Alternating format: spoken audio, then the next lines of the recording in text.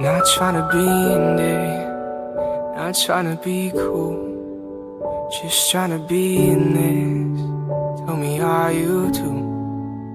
Can you feel where the wind is? Can you feel it through all of the windows inside this room? 'Cause I wanna touch you, baby, and I wanna feel you too.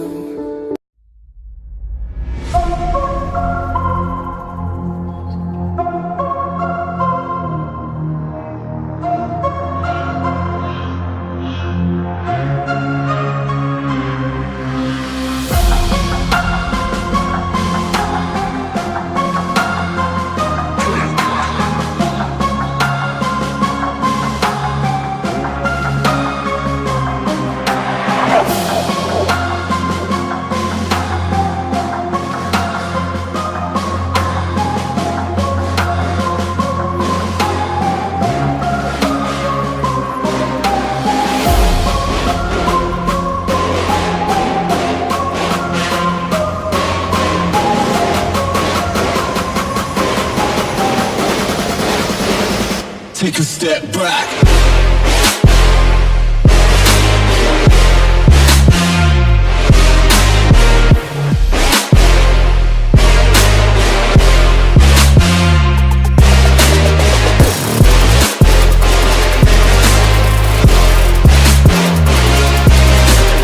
Oh shit.